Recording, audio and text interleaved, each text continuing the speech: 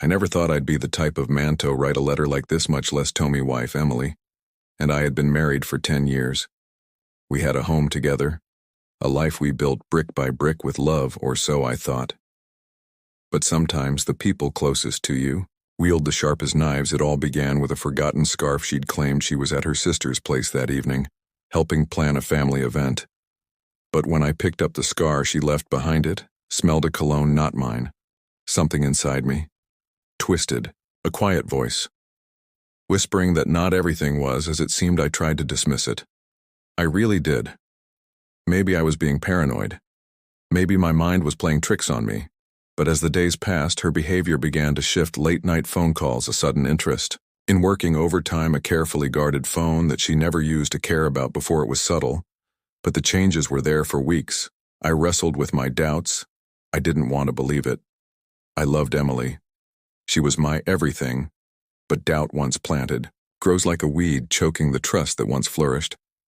Finally, I decided I needed to know the truth, no matter how much it might hurt. Hiring a private investigator felt like betrayal.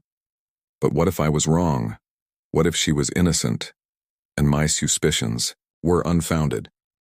The guilt of doubting her almost made me cancel the entire thing. Almost. It took 3 days.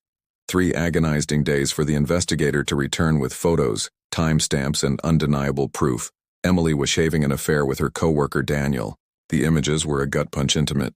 Dinners, stolen kisses, and finally them walking into his apartment. Together, I stare at the photos for hours at night, my stomach churning with anger, sadness, and profound sense of betrayal. But amidst the chaos of emotions, a cold clarity emerged. If she wanted out of our marriage, she could have told me. If she no longer loved me, she could have been honest. Instead, she chose lies and deceit, and for that she deserved to face the consequences.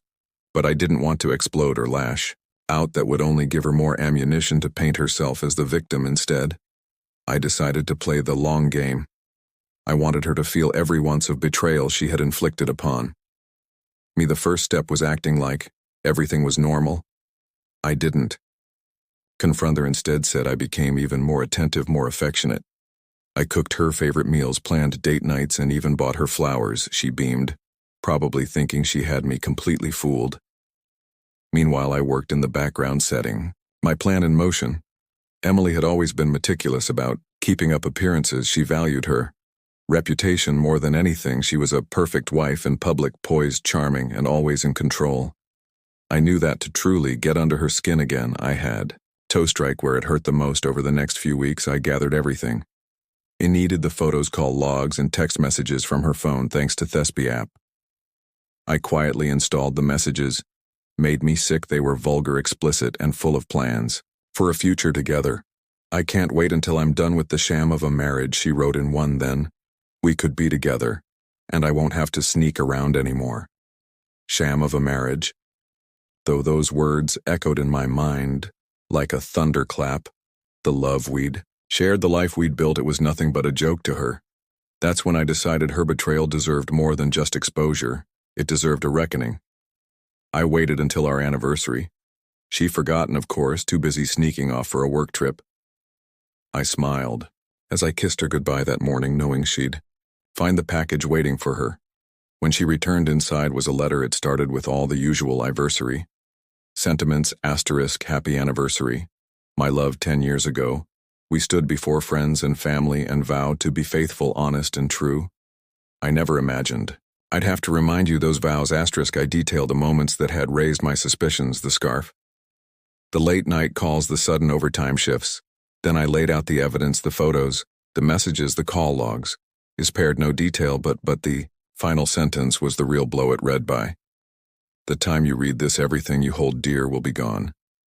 I emptied our joint accounts and transferred the house into my name.